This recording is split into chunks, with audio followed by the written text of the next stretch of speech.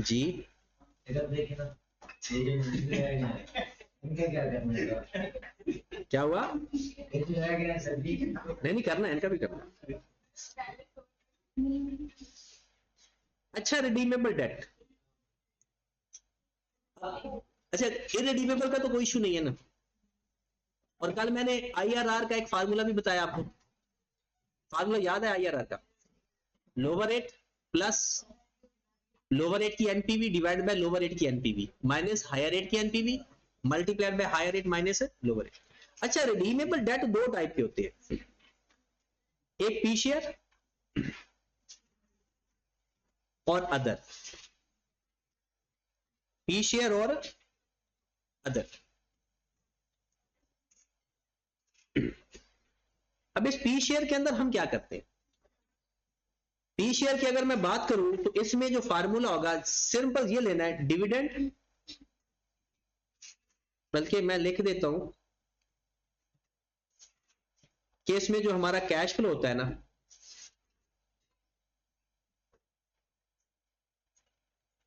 एक तो डिविडेंड होता है,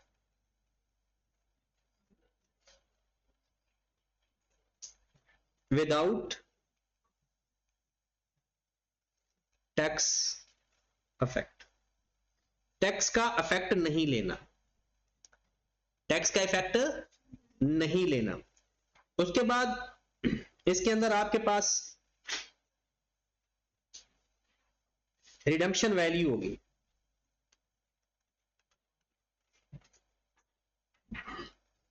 नो टैक्स इफेक्ट, टैक्स का इफेक्ट नहीं लेना। उसके बाद एक मार्केट वैल्यू होगी, नो टैक्स इफेक्ट। आप ना लिख लो, इफेक्ट नहीं लेना, ये इसका ये मतलब है। और face value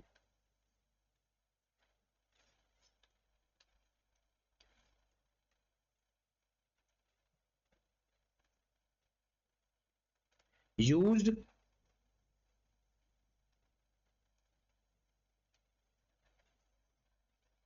only for interest. आखिरी बात, if market value is not given, face value is a market value. If market value is not given, face value is a market value. If market value या redemption value, market value या redemption value is not given,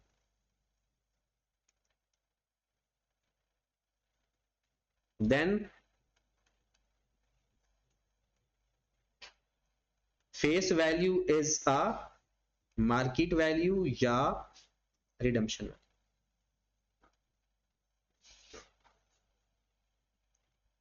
अब इसको थोड़ा सा मैं explain करता हूं और आपको समझ नहीं लगेगी जब तक हम क्वेश्चन नहीं करेंगे। देखिए, मैंने कहा कि आपका कैश फ्लो क्या क्या हो सकते हैं, ये सारे मेन हेडिंग है, कैश फ्लो डिविडेंड के ऊपर है। एक डिविडेंड हो सकता है, क्या हो सकता है? डिविडेंड। और डिविडेंड किसके ऊपर अप्लाई होगा? फेस वैल्यू के ऊपर या मार्केट वैल्यू के ऊपर? हमेशा फेस वैल्यू के ऊपर, ठीक है। जो मैंने लिखा है ना, ओनली यूज फॉर इंटरेस्ट या आप डिविडेंड लिख सकते हो, एक ही बात है। रिडम्पशन वैल्यू, रिडम्पशन वैल्यू क्या होती है बोला? आपने पी शेयर 4 साल के लिए इशू किए थे, आपने पी शेयर 4 साल के लिए इशू किए थे, 4 साल बाद उस पी शेयर को आपने वापस कंपनी को दे देना है, या कंपनी ने वापस खरीद लेना है। अब रिडम्पशन वैल्यू 3 तरह की होती है, at par, at premium, sorry at par, at premium और discount. Redemption value as it is लेते होते हैं, उसके ऊपर टैक्स का फैक्टर नहीं लेते। मार्केट वैल्यू, मार्केट वैल्यू उसको कहते हैं जिसके ऊपर हमने वो शेयर खरीदना है या बेचना है। रिडम्पशन वैल्यू तो होगी ना टाइम गुजरने के बाद, और मार्केट वैल्यू क्या है? आज, प्रेजेंट वैल्यू को कहते हैं मार्केट वैल्यू। तो उसके ऊपर भी आपने टैक्स का इफेक्ट नहीं, टैक्स का इफेक्ट पी शेयर में आता ही नहीं, टैक्स का इफेक्ट पी शेयर में आता ही नहीं। अब अदर्स की बात करते हैं। अदर में जो हमारे कैश फ्लो होते हैं ना, वो देख ले।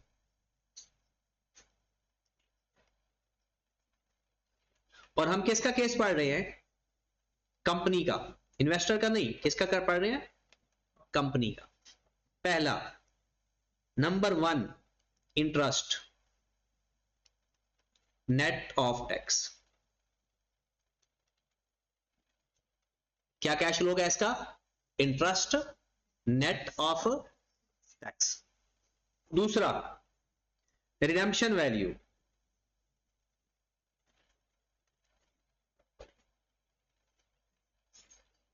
No tax, no tax effect. तीसरा, market value, no tax effect. इसका मतलब है सिर्फ इंटरेस्ट को नेट ऑफ टैक्स करना है, ना रिडेम्पशन वैल्यू को करना है और ना ही मार्केट वैल्यू को करना है या प्रेजेंट वैल्यू को करना है। फेस वैल्यू को किस मकसद के लिए लेते हैं? ओनली फॉर इंटरेस्ट फाइंड करने के लिए। हाँ, अगर आपको मार्केट वैल्यू या रिडेम्पशन वैल्यू नहीं गिवन, तो फिर जो आपकी फेस वैल्यू है यही मार्केट वैल्यू हो सकती है और यही रिडेम्पशन वैल्यू हो सकती है। क्लियर होगी बात? अब इसके अंदर क्वेश्चन करते हैं। इसके क्वेश्चन में आप मुझे बताएं कि हमने अभी तक जो कुछ फाइंड किया है, अभी तक क्या क्या फाइंड कर रहे थे? एक मार्केट वैल्यू हर चीज की और एक उसका कॉस्ट। मार्केट वैल्यू और अभी फिलहाल मैं सिर्फ सादा चीजों के बारे में बात करूंगा। फिर कन्वर्टेबल बॉन्ड भी इसके अंदर होंगे, बैंक का केस भी आएगा इसके अंदर, बस 2 ही केस और है, और डिस्काउंट डीप डिस्काउंटेड बॉन्ड भी है। 3-4 और होंगे, मतलब एक लेक्चर इसके ऊपर, मतलब कल का। तो ये हमारा एक बेसिक टाइप कंप्लीट हो जाएगी। फिर वेटेड एवरेज जिंदगी रही, सलामती रही, सब कुछ ठीक रहा, तो फिर हाँ जी, मंडे को ऑफ है। निकल फायदा ही नहीं है, ऐसे घर में डिप्रेशन का शिकार हो जाओ। चल संडे है ना, संडे मंडे। चलो देखिए, मंडे को कौन? अच्छा क्वेश्चन देखिए कि सपोज दैट हमें चाहिए किसी भी बॉन्ड की मार्केट वैल्यू या उसका केडी, बॉन्ड की मार्केट वैल्यू या केडी। ये सारे रिडीमेबल डेट के लिए यही होता है, चाहे वो पी शेयर रिडीमेबल हो, चाहे वो कोई और हो। पी शेयर और बाकी डेट्स में फर्क सिर्फ इतना है कि पी शेयर का डिविडेंड टैक्स के साथ नहीं लेते और वो नेट ऑफ टैक्स लेते हैं। इसके अलावा और कोई भी इसके अंदर गेम नहीं है। किसी भी बॉन्ड की मार्केट वैल्यू फाइंड करनी है, आपने सिंपल प्रेजेंट वैल्यू फाइंड करनी है, present value of cash flow, और मैंने उसके कैश फ्लो आपको बता दिए। फिर केडी क्या होता है? कॉस्ट ऑफ डेट या रिटर्न ऑन डेट, और ये किसके बराबर होता है? IRR। और इंटरेस्टिंग बात मैं बताऊं, जितने भी आपने केडी पैसे केई फाइंड किया है, केडी फाइंड करना है, केपी, जो कुछ भी फाइंड किया है, वो सारे IRR थे। और आप कहोगे सर उसमें तो हमने कोई ऐसा इतना बड़ा फार्मूला नहीं लिखा, उसमें बेसिकली कांस्टेंट चीजें थी। कांस्टेंट होने की वजह से वो जो पूरा फैक्टर है वो इग्नोर होता है, इसलिए वो हमने जो IRR का फार्मूला लगाया हुआ है ना वहां पर पीछे, वो सिंपल क्या था? Dividend over market value, dividend over. और इसके अंदर IRR का फार्मूला क्या है? लोअर रेट प्लस NPV, किसकी? लोअर रेट की, NPV लोअर रेट की minus NPV higher rate multiplied by higher rate minus.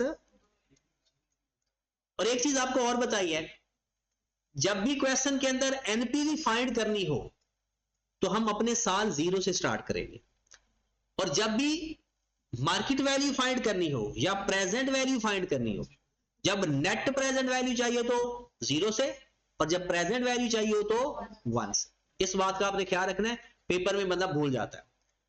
हाँ जी, अब जितने मर्जी आप सवाल कर लें, तरीका सबका एक जैसा है। हम 2 सवाल करते हैं, एक मार्केट वैल्यू बॉन्ड की फाइंड करते हैं, डिबेंचर या बॉन्ड की, और एक प्रेजेंट यानी IRR फाइंड करते हैं। सवाल लिखे जरा, कहते हैं कि a bond issued for 4 years whose market value is rupees 120 at the rate of 12% open rate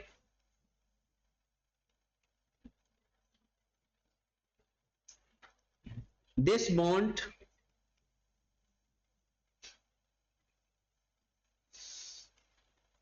will be redeemed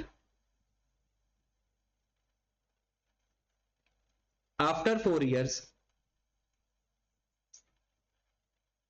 at premium 40%. Find cost of debt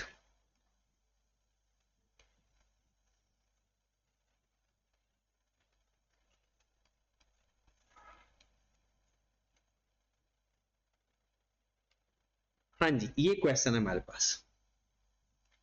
आप एक कंपनी हो, आपने एक बॉन्ड इशू किया, कितने में इशू किया? 120 रुपए में। कितने में इशू किया? 120 रुपए में। किस रेट पे इशू किया? आप ये जो 120 है ये उसकी फेस वैल्यू है,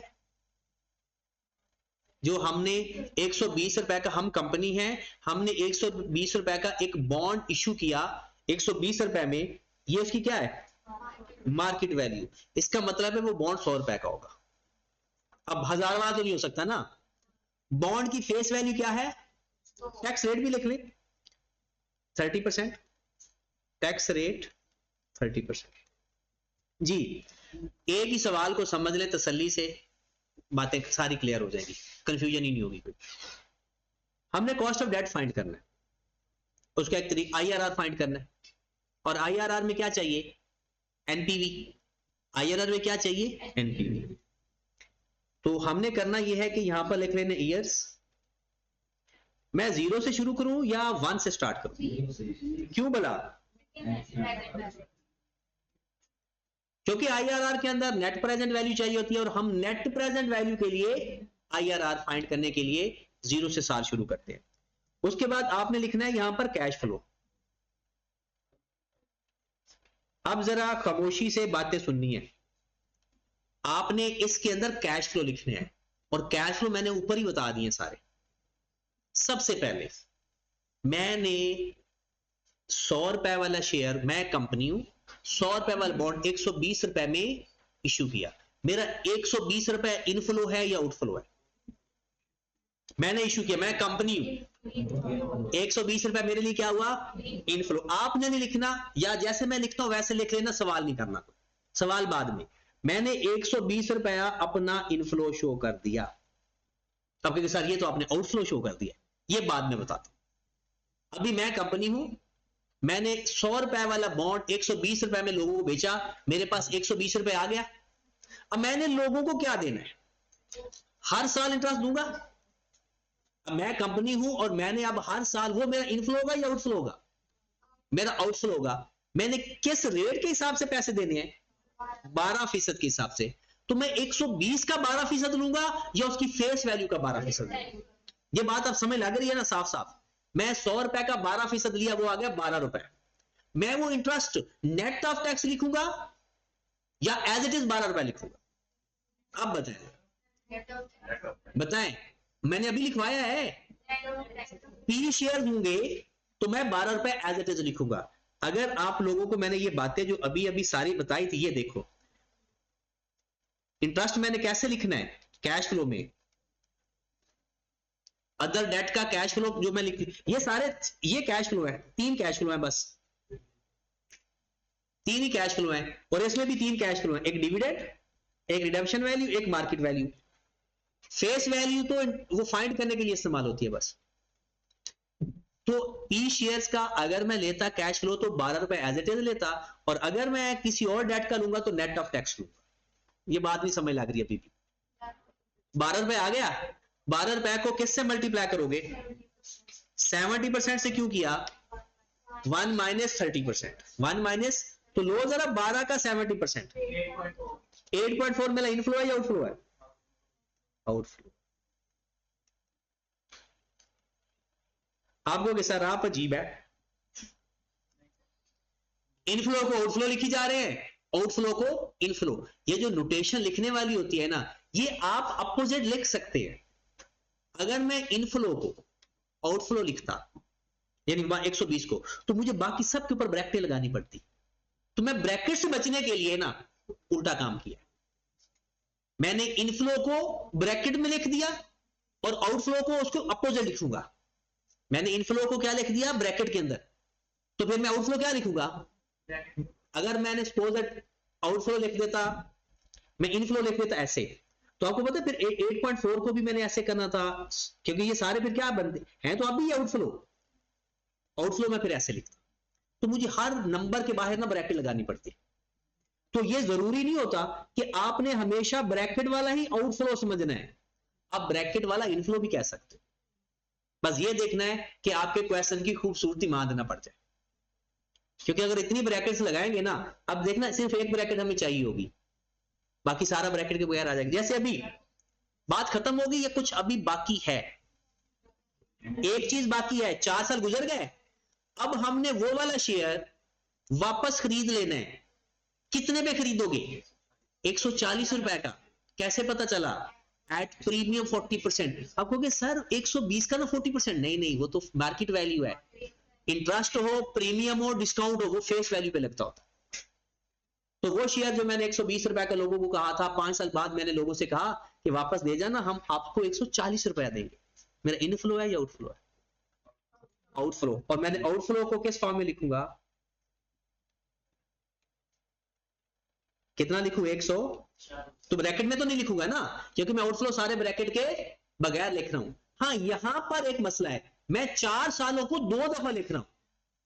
4 साल को एक दफा इंटरेस्ट और एक दफा मेरा रिडेम्पशन वैल्यू। आप चाहो तो जिस फॉर्मेट में मैंने लिखा हुआ है इसी तरह लिख लो, या आप ऐसा करो कि ये ना लिखो और यहां पर क्या लिख दो? 148.4। ये बात समझ लगी? या 4 साल को 2 दफा लिख दो, या आखिरी साल में इंटरेस्ट ऐड करके लिख दो, ये आपकी अपनी मर्जी है। मैं आपको दोनों तरीकों से करवा देता हूं। फिलहाल मैं ना अलग अलग लिखता हूं, क्योंकि मैंने इस फॉर्मेट को ना दूसरे तरीके से भी करवाना है। तो यहां पर था 8.4 और यहां पर था 140, क्योंकि मैंने एक ही सवाल को ना 2 तरीकों से करवाना है। तो उसमें से फिर जो आप हमें पसंद आएगा वो हम रख लेंगे, बाकी वापस कर देंगे जी। अब कैश फ्लो आप बना लिया करोगे, और जिस बंदे को कैश फ्लो बनाने आते हैं ना, उसका ये चैप्टर खराब नहीं होता। सबसे पहले जीरो पे क्या लेंगे? Market value. फिर उसके बाद अगर शेयर्स हैं तो डिविडेंड लेंगे without taking the effect of tax, और बाकी किसी के ऊपर टैक्स नहीं लगता सिवाय इंटरेस्ट के। और रिडेम्पशन वैल्यू पे लेने के 2 तरीके हैं, या तो 148.4 लिख दें या फिर उसको अलग अलग लिख दें। उसके बाद मेरे पास आ रहा है discount factor. Cost of debt find करने के लिए ना डिस्काउंट फैक्टर खुद से अज्यूम करना पड़ता है। वो खुद बता दे तो ठीक है, वरना खुद से अज्यूम करो। ये जो आपने कहा सर एक 12% रेट गिवन तो है, ये 12% नॉमिनल या कूपन रेट है, जिसके ऊपर कंपनी ने हमें इंटरेस्ट देना है। उसे कॉस्ट कितनी पड़ रही है? उसे इससे ज्यादा कॉस्ट पड़ी कम? ये जो उसने 120 की बजाय हमें 140 रुपए दिया, ये भी तो उसे कॉस्ट पड़ी है। हमें 120 रुपए में हमने खरीदा था ना, तो वापस हमें कंपनी कितने पैसे दे रही है? 140। तो ये भी तो उसकी कॉस्ट है। तो कूपन रेट और कॉस्ट अलग 2 चीजें हैं। कूपन रेट और, हाँ, एक सूरत में ये दोनों सेम हो सकते हैं, जब रिडेम्पशन वैल्यू और फेस वैल्यू एक जैसी हो, कोई एक्स्ट्रा एडिशनल बेनिफिट ना ले रहे हो ना दे रहे हो, तो फिर पॉसिबल है कि एक जैसे हो जाए, वरना नहीं होते। आए जरा डिस्काउंट फैक्टर कितना लेट करें? 10%। अच्छा, सबसे अच्छा होता ही 10% है, क्योंकि इसके नंबर हमें जुबानी याद हो जाते हैं। जैसे पहला क्या आएगा, 0 पे हमेशा 1 होता है, फिर 0.909, फिर 0.826, 751, 683, 683। यहां पर हमारा हाथ ना पागल हो जाता है कभी कभी। कैसे पागल हो जाता है, ये 4 साल के ऊपर ना, अगले 4 साल के ऊपर 5वें साल का फैक्टर लिख देता है हमने, क्योंकि वो पागल से मुराद होता है कंट्रोल ना होना, वो हम कैलकुलेटर घुमाते जाते हैं ना, तो ये भी 4 साल है, ये भी 4 साल है, तो इसका फैक्टर एक ही बनेगा, ये दोनों एक जैसे हैं, तो फिर फैक्टर भी एक जैसा ही होगा। अब प्रेजेंट वैल्यू जी, 120 को 1 से मल्टीप्लाई करेंगे,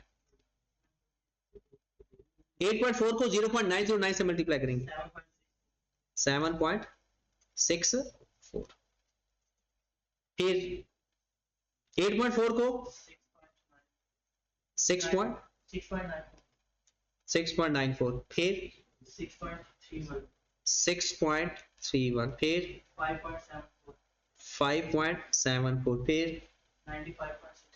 95.62। करो जरा इसका आंसर, नेगेटिव पॉजिटिव, सबका नेगेटिव 2 पॉइंट, चेक कर लेना।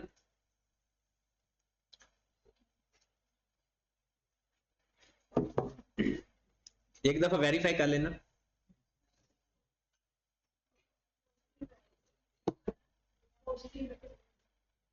पॉजिटिव है,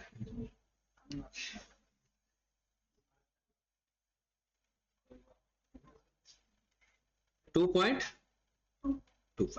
अब अगली एनपीवी, अगली प्रेजेंट नेट प्रेजेंट वैल्यू हमें नेगेटिव चाहिए। नेगेटिव के लिए रेट 10% से ऊपर लेकर जाना पड़ेगा या नीचे?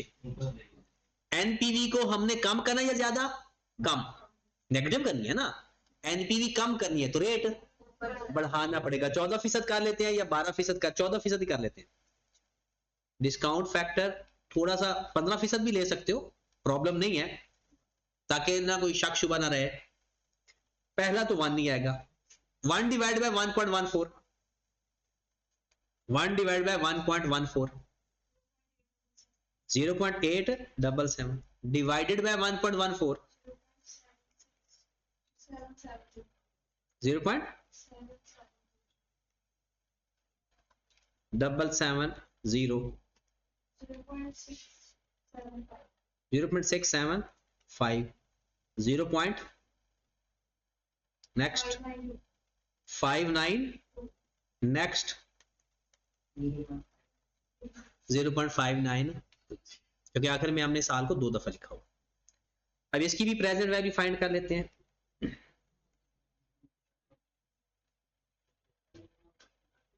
हाँ जी, पहला तो 120 एज इट इज आ जाएगा, 120 एज इट इज, 7.37, 6.47, 5.67, 84 से 8.4 से मल्टीप्लाई करना सबको, 4.97,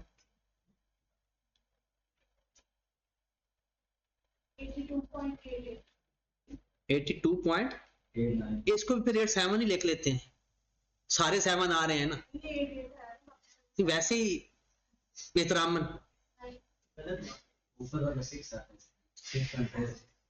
चलो इसका आंसर बताएं।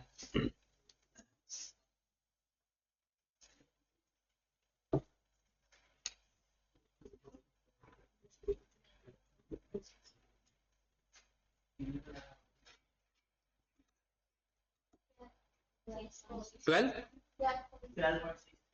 12.63 नेगेटिव। इसके बाद में हमने 14% बहुत ज्यादा रेट ले लिया, तो 12% में भी मुझे लगता है नेगेटिव हो जाना था। चले केडी। अच्छा, पेपर में किसी को ना पता चले कि आप आईआरआर फाइंड कर रहे हो, हम केडी फाइंड कर रहे हैं, ठीक है। हाँ जी, cost of debt lower rate कितना है? 10%, plus NPV of lower and कितना था 2.25 ओवर 2.25 माइनस माइनस प्लस कर दूं 12.63 मल्टीप्लाइड बाय 0.14 माइनस 0.10। हाँ जी, मुझे लगता है 12% से आंसर ज्यादा आएगा, आप देखते हैं कितना आता है।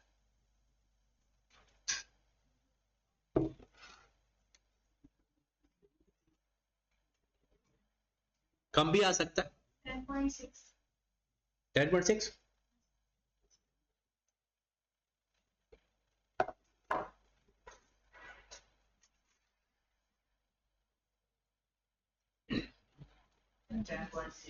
टेन पॉइंट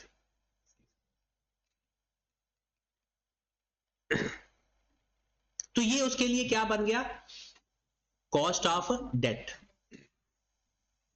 अच्छा, ये मैं ज्यादा क्यों कह रहा था, लेकिन वो 4 साल बाद की बात थी कि 120 वाले को 120 की बजाय हमें एक रिटर्न आउटफ्लो देने के साथ साथ 140 रुपए भी देना पड़ रहा है, लेकिन वो 140 देना का पड़ रहा है 4 साल बाद। तो अगर हम उसकी प्रेजेंट वैल्यू फाइंड करेंगे तो वो 120 से कम बनेगी, इसलिए हमें कॉस्ट ऑफ डेट ओवरऑल कम पड़ रहा है 12% से भी। चलें जी, ये आपका केडी फाइंड करने का तरीकाकार है। क्या कैश फ्लो आपके हर सूरत में एक जैसे होते हैं। अब अगर आप लोगों ने मार्केट वैल्यू फाइंड करनी है, भला कैसे फाइंड करेंगे, ये ऊपर वाली लाइन नहीं लिखेंगे, ऊपर वाली लाइन, क्योंकि उसमें हमें नेट प्रेजेंट वैल्यू नहीं चाहिए होती, हमें प्रेजेंट वैल्यू चाहिए होती है। तो जो आउटफ्लो हम शो कर रहे हैं वो पहली लाइन नहीं आएगी, वो बाद वाले को सिर्फ प्लस करके, और उसमें ये 2 दफा नहीं होगा, एक दफा वो आपको कॉस्ट ऑफ डेट बताया होगा, वही आपका डिस्काउंट फैक्टर होगा, और उस कॉस्ट ऑफ डेट की बेस के ऊपर, ये कॉस्ट ऑफ डेट नहीं है, मैं बार बार कह रहा हूं, ये 12% कॉस्ट ऑफ डेट नहीं है, ये तो कूपन रेट है। आपको कॉस्ट ऑफ डेट बताया होगा, आप कॉस्ट ऑफ डेट के जरिए उसको डिस्काउंट फैक्टर रखेंगे, प्रेजेंट वैल्यू फाइंड करेंगे, ये जो आंसर आएगा ये उस बॉन्ड की मार्केट वैल्यू होगी। अब सिर्फ ये है कि अगर पी शेयर्स होंगे तो उसमें यहां पर जो 8.4 लिखा है ना, यहां पर पूरा 12 आएगा, और कोई इसमें चेंजिंग नहीं है। अब सिर्फ 2-3 टाइप की चीजें रह गई, डीप डिस्काउंटेड बॉन्ड रह गया, जीरो कूपन बॉन्ड रह गया, कन्वर्टेबल बॉन्ड रह गया, वो हम कल देख लेंगे। तो इसके ना आपने बॉन्ड के कल क्वेश्चन में दिए तो थे, किए नहीं होने आपने।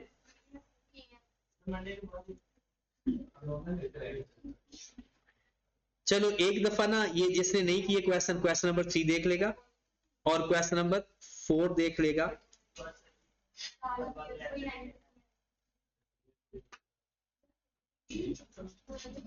ये 3, 4, 5 कर लेना,